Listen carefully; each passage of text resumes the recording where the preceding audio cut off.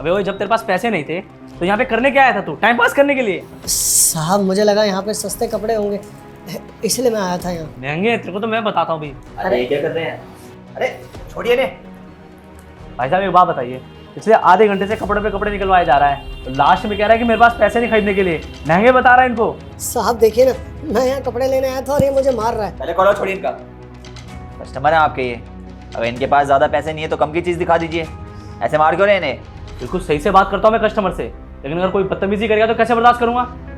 साहब देखिए ना, ये मेरा कुर्ता सारा फटा हुआ है, तो मैंने सोचा कोई शर्ट ले लेता हूँ। मैं यहाँ पे शर्ट लेने आया था और ये कपड़े महंगे बता रहे हैं मुझे। महंगे बता रहा हूँ या है नहीं? भिखारी कहीं के। अबे जब तेरे पास पैसे थे नहीं तो दुकान के अंदर आने की क्या जरूरत थी? अरे मेरे पास पैसे हैं भैया, लेकिन आप कपड़े महंगे बता रहे हो तो मैं कहाँ से दूंगा इतने सारे पैसे? तमीज नहीं है क्या तुम्हें? तुम्हारे बाप की उम्र की है, तुम उन पर हाथ उठा रहे हो। अरे भाई साहब ना ज़्यादा ज्ञान मत दो, गलती ना मेरी है कि मैंने इस जैसे भिखारी को अंदर आने दिया। अबे तू तो यहाँ पे घुसने लायक भी नहीं है, चल निकल यहाँ से, चल चल। अरे रुकिए आप, कितने रुपए आपके पास? साहब मेरे पास बस 150 रुपये ही हैं। ये शर्ट कितने की है? ये 500 रुपये की है, बोलो। बाकी के 350 रुपये मैं दूंगा ये शर्ट देने। लेकिन साहब आप मेरे कपड़े के पैसे क्यों दोगे? अरे क्या हो गया अगर आपके पास पैसे नहीं है तो? देखिए ना आप कैसी हालत में घूम रहे हैं, मेरे को अच्छा लगेगा अगर आप ये शर्ट खरीदेंगे तो। और ठीक है ना, इसे भी तो सबक मिलना चाहिए कि जिसे मार रहा था वो भी शर्ट खरीद सकता है। साहब आप सच में बहुत अच्छे इंसान हैं। आज के समय में कोई किसी की मदद नहीं करता और आप मुझे कपड़े लेके दे रहे हो, आपका बहुत बहुत शुक्रिया साहब। कोई बात नहीं अंकल जी, अपना ध्यान रखिएगा। शुक्रिया साहब। कस्टमर है आपके, वो इस तरह से बदतमीजी नहीं करनी चाहिए, समझ में आया आपको? ये कोई तमीज़ नहीं है आपकी। जी। वो जैकेट कितने की है? 2000 की।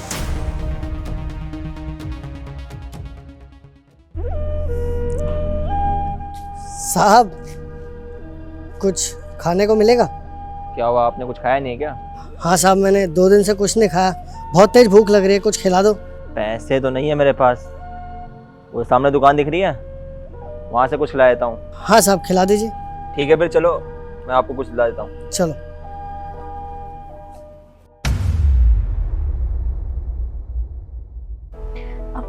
ये लो पानी। क्या हुआ, बहुत परेशान से लग रहे हो? बस वही परेशानी है यार, नौकरी लग नहीं रही है, समझ में नहीं आ रहा सारी चीज़ें मैनेज होंगी तो कैसे होंगी। यार तो आप इतना परेशान क्यों हो रहे हो? सब ठीक हो जाएगा, आप इतना ज्यादा मत सोचो। कैसे टेंशन ना लो यार, मैं अकेला थोड़ी ना हूँ, तुम लोगों की जिम्मेदारी है।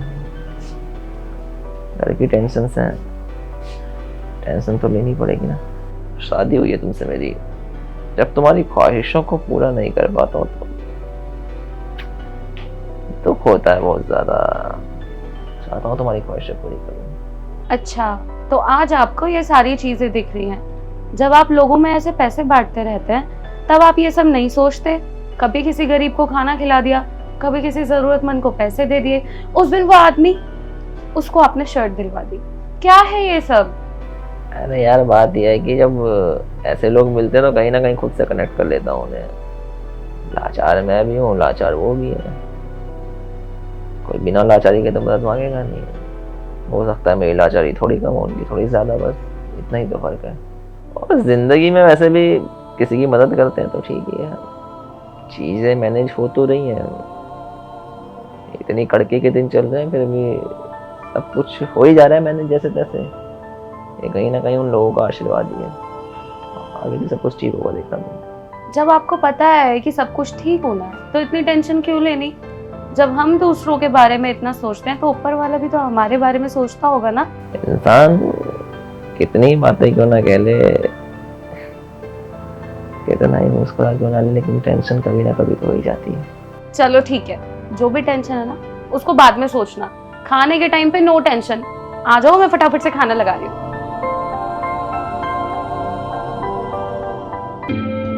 May I come in, sir? आओ शेखर आओ। सर, सर आप यहाँ? हाँ मैं यहाँ पे।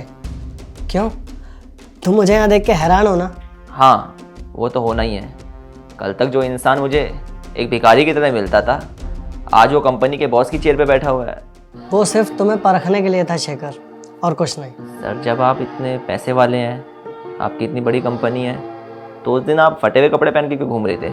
दरअसल क्या है ना, मुझे काफ़ी टाइम से पता है कि तुम्हें नौकरी की ज़रूरत है, तो इसलिए मैं तुम्हें परख रहा था, क्योंकि मुझे मेरी कंपनी के लिए एक होनहार और काबिल इंसान चाहिए था, बिल्कुल तुम्हारे जैसा। और सर मुझे ये बात हजम नहीं हुई कि आपने इस चक्कर में उस दुकान वाले से थप्पड़ तक खाया। अरे वो सब उसने मेरे कहने पे किया, क्योंकि वो मेरे दोस्त का बेटा है।